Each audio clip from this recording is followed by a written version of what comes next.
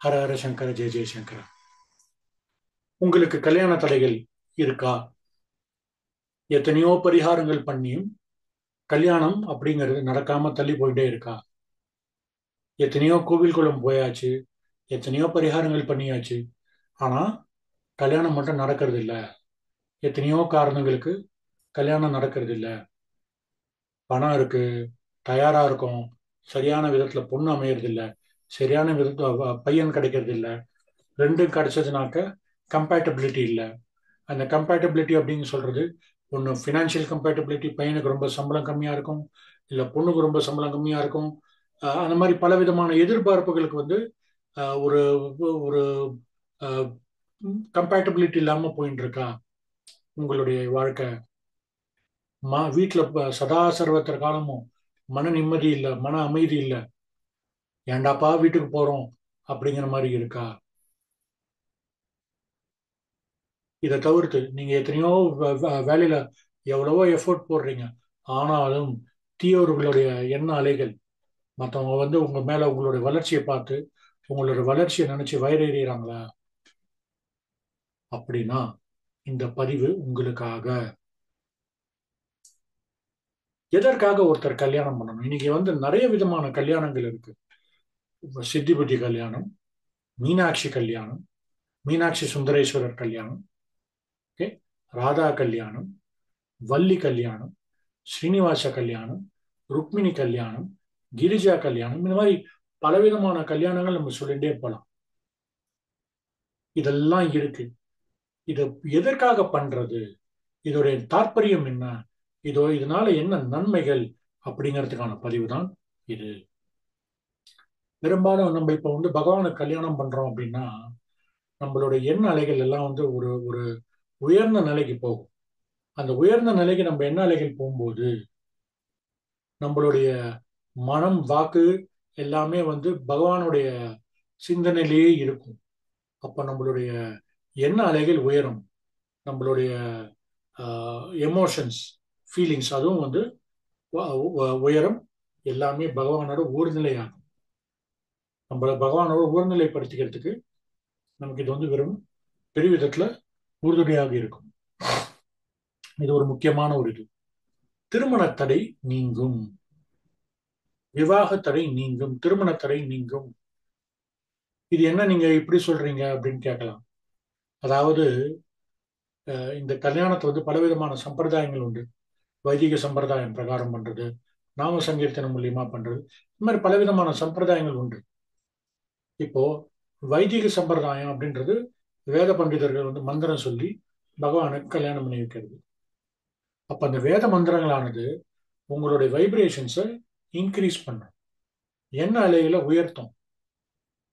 நாம சங்கீர்த்தனம் சொல்லும் பொழுது, ஓ விட்டல விட்டல விட்டல விட்டலன்னு சொல்லும் போது ஆட்டோமேட்டிக்கா உங்களுக்கு அந்த விட்டல விட்டல விட்டல விட்டல செவியில கேட்டு கேட்டு கேட்டு கேட்டு அது உங்களுடைய காதலியே ஒழிச்சுட்டு இருக்கும். ஆஸ் a ரிசல்ட் உங்களுடைய எண்ண அலைகள் பலவிதமான மடங்கு மேலே கூடும். அப்போ அது கூடும்போது இந்த lower energy, lower frequency, lower vibrations உங்களை எந்த தொல்லையும் பண்ணாது. தீயவர்களுடைய எண்ண அலைகள் உங்க பக்கமோட நெருங்க விடாது. முக்காவாசி இந்த பிரச்சனைகள் எல்லாம் தீரும். இது அப்பட்டமான உண்மை, நான் கண்டறிஞ்ச உண்மை. மற்றவங்களை பத்தி எனக்கு தெரியாது. என்னை பொறுத்த வரைக்கும் நடந்த என் வாழ்க்கையில நடந்த நிறைய விஷயத்தை வச்சு இதை நான் சொல்ல முடியும். இதெல்லாம் உங்களுக்கு ஒரு வரப்பிரசாதம், இந்த மாதிரி கல்யாணம் பண்றதுங்கிறது. ரெண்டாவது, வீட்டுக்கு போறோம். சில பேர் பாத்தீங்கன்னா ஏண்டாப்பா வீட்டுக்கு போறோம் அப்படிங்கிற மாதிரி ஏங்கிக்கிட்டு இருப்பாங்க. என்ன அப்படின்னு பாத்தீங்கன்னா வீட்டுல சதா சர்வத்திர காலமும் சண்டையா இருக்கும், மன கஷ்டம் இருக்கும், இல்ல வேற ஏதாவது கஷ்டங்கள் இருக்கும், ஒரு மன நிம்மதி இருக்காது வீட்டுக்கு போனாக்க. ஏண்டாப்பா வீட்டுக்கு போறோன்ற மாதிரி ஆயிடும். சில பேர் என்ன பண்ணுவாங்க, வேணும்னுட்டு வேலையில நிறைய நேரம் கவனத்தை செலுத்துவாங்க. இந்த பிரச்சனையிலிருந்து வெளியில வர்றதுக்கு வேலையில நிறைய நேரம் செலுத்திட்டு வீட்டுக்கு போனாக்க படுத்து தூங்குறதுக்கு வீட்டுக்கு போற மாதிரி இருக்கும். சில பேர் அப்படியும் பண்ணுவாங்க. சில பேரோட இல்லற வாழ்க்கை, குடும்ப வாழ்க்கை, அதாவது நிறைய பேருக்கு கல்யாணம் ஆயிருக்கும், ஆனா குடும்ப வாழ்க்கை, இல்லற வாழ்க்கையில, சம்சார வாழ்க்கையில அவங்களுக்கு மன நிம்மதி இருக்காது, மன சாந்தி இருக்காது. அப்ப அந்த மாதிரி ஆளுங்க என்ன பண்ணணும் அப்படின்னாக்க அவங்க வீட்லயோ இல்லை ஏதாவது ஒரு இடத்துல கல்யாணம் பண்ணுறதோ பண்ணுறாங்க அப்படின்னாக்க அந்த கல்யாணத்தில் பங்கெடுத்துக்கிறது. சப்போஸ் ரெண்டுமே பண்ண முடியல, இப்போ வேற ஒரு மாநிலத்தில் இருக்காங்க, வேற ஒரு நாட்டில் இருக்காங்க, ப்ராப்ளமே இல்லை. அந்த இதுக்கு அவங்களால முடிஞ்ச கைங்கரியத்தை பண்ணி செஞ்சாங்கனாலே போதுமானது. அந்த வைப்ரேஷன்ஸ் அவங்களுக்கு கண்டிப்பாக கிடைக்கும். இது அப்பட்டமான உண்மை. நாலாவது, அதாவது எல்லாரோட ஜாதகத்திலையும் ஜா நவகிரக கட்டங்கள் பார்த்தீங்கன்னாக்க சில இதுக்கு ஃபேவரபுளாக இருக்கும். சில பிளானட்ஸ் நம்மளோட வளர்ச்சிக்கு சாதகமாக இருக்கும். சில பிளானட்ஸ் நம்மளோட வளர்ச்சிக்கு பாதகமாக இருக்கும். அந்த மாங்கல்ய தாரணம் ஆகும் பொழுது பகவான் நவகிரகங்களுக்கு உத்தரவு போட்டு அந்த நவகிரகங்கள் எல்லாம் பாதகமாக இருக்கிறதெல்லாம் சாதகமாக்கி எல்லாத்தையும் ஒரு மங்களகரமான ஒரு நிலைக்கு எடுத்துன்னு வந்துடுவார். அப்போ இந்த நவகிரக தோஷங்களால பாதிக்கப்படுறது நம்ம எல்லாருமே ஆட்கொள்றது நவகிரகங்கள் தான். அந்த நவகிரகங்களால ஏற்படுற பாதிப்புகள் எதுவும் நமக்கு ஜாஸ்தி இருக்காது. அதாவது தலைக்கு தலைப்பாவோட போயிடும், அவ்வளவுதான். இருக்கவே இருக்காதா அப்படின்னாக்கா அது எனக்கு தெரியாது. பட் தலைக்கு தலைப்பாவோட போகும், அது என்னால உறுதியா சொல்ல முடியும். அதுக்கப்புறம் பாத்தீங்கன்னாக்க உங்களோட அஹ், அஹ், சகல செல்வங்கள், அஷ்டைஸ்வரியங்கள், அதெல்லாம் நமக்கு என்னைக்குமே தேவை இல்லையா? சகல சௌபாகியம், அஷ்டைஸ்வரியம், இது ரொம்ப ரொம்ப முக்கியம் ஒருத்தருடைய வாழ்க்கையில. இந்த சகல சௌபாகியம் அஷ்டைஸ்வரியம் எப்ப கிடைக்கும் அப்படின்னாக்க பகவானுக்கு ஒரு கல்யாணத்தை பண்ணும்பொழுது நமக்கு என்ன வேணுமோ அதை பகவான் ஆனந்தமா தருவார். நம்ம நம்பணும். நம்பி பரிபூர்ணமா நம்பி அந்த கல்யாணத்தை செய்யும் பொழுது வந்திருக்கிற பாகவதாளுக்கு கொடுக்க வேண்டிய மரியாதைகளை செஞ்சு அதை செய்யும் பொழுது பயபக்தியோட, அதாவது எதுக்கு இது பயபக்தின்னு சொல்றேன் அப்படின்னாக்கா அது ஒரு காரணம் இருக்கு. நிறைய அப்படிதானே, ஏன்னா நான் காசு கொடுக்குறேன், அவங்க பட போறான், அதுல என்ன பெரிய விஷயம் அப்படின்னு இந்த இடக்கரணமா பேசுறவங்க இருக்காங்க, தெனாவட்டா பேசுறவங்க இருக்காங்க. அதற்காக இந்த பயபக்திங்கிற வார்த்தையை சொல்றேன். அது உங்க மனசுல பயத்தை புகுத்தணும் அப்படிங்கிறது என்னுடைய எண்ணம் இல்லை. பரவலாக நீங்க ஒரு நல்ல பக்தியோட இது செய்யும் பொழுது அந்த காரியத்துக்கு பல மடங்கு பலன் உண்டு. இது அப்பட்டமான உண்மை. அப்புறம் நிறைய இடத்துல பாத்தீங்கன்னாக்க இந்த துர்தேவதைகளுடைய இம்சைகள் நிறைய இருக்கும்.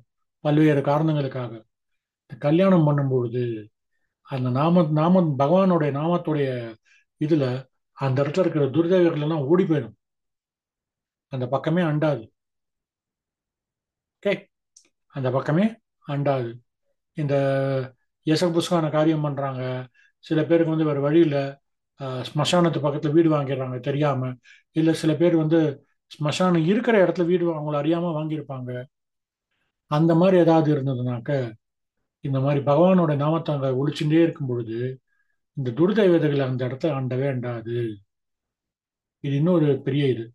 இன்னைக்கு இருக்கிற காலகட்டத்துல நிறைய பேருக்கு அன்னைக்கு பண்ண மாதிரி என்னால பூஜை பண்ண முடியல, என்னுடைய தாத்தா பண்ண மாதிரி என்னோட பாட்டி பண்ண மாதிரி என்னால உட்காந்து பூஜை பண்ண முடியல, ஏன்னா லௌகீகத்தை நான் ரொம்ப இதுவா பார்க்கணும், என்னுடைய அன்றாட வேலைகள் எனக்கு வீட்டு கடன் இருக்கு, நிறைய லோன்ஸ் எடுத்து வச்சிருக்கேன், என்னால நிறைய விஷயங்கள் செய்ய முடியல.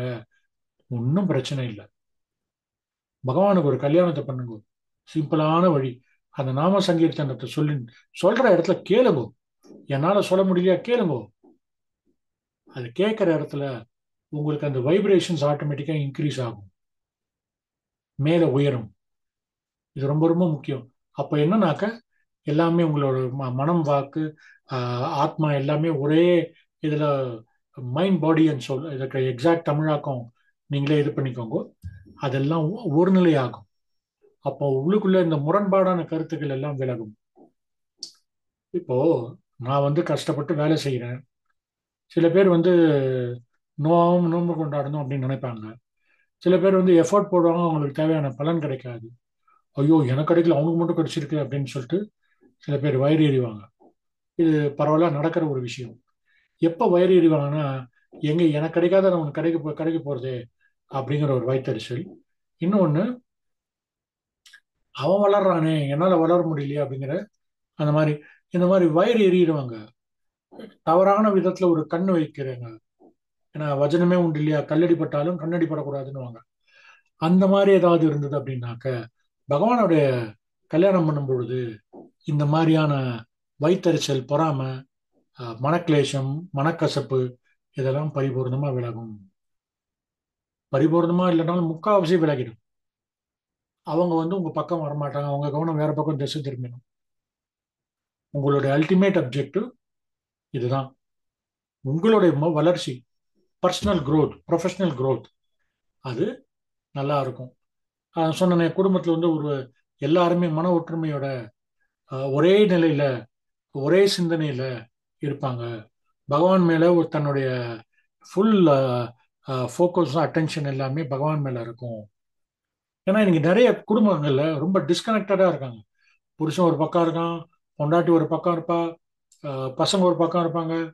அவங்க எல்லாரும் ஒண்ணு கூட்டுறதுக்கு ஆன்மீகம் ஒரு பக்கபலமா இருக்கும். ரெண்டாவது, ஒரு பிரச்சனைன்னு வரும்பொழுது இந்த நாம சங்கீர்த்தனத்தை கேட்கும் பொழுது நமக்கு முக்கியமான தேவை ஆத்ம மனோபலம். அதாவது பவர் ஆஃப் 1000 எலிஃபென்ட்ஸ்னு சொல்லுவோம். இந்த ஆத்ம மனோபலம் நிறைய கிடைக்கும். ரொம்ப ரொம்ப அது முக்கியம்.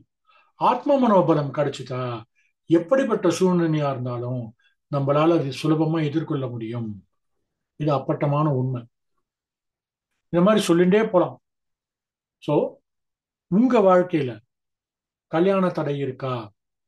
உங்களுடைய கல்யாணம் நீங்க எத்தனையோ பரிகாரங்கள் பண்ணி தள்ளி போயிட்டு இருக்கா? எல்லாம் நல்லா இருக்கு, ஜாதகம் எல்லாம் கரெக்டா இருக்கு, கல்யாண நேரம் வந்தாச்சு, ஆனாலும் தள்ளி போயிட்டு இருக்கா?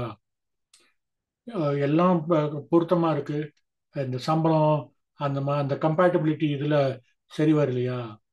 கல்யாணத்தை பண்ணீங்கன்னாக்க, பகவானுக்கு ஒரு கல்யாணத்தை பண்ணீங்கன்னா அதெல்லாம் கரெக்டா அமையும்.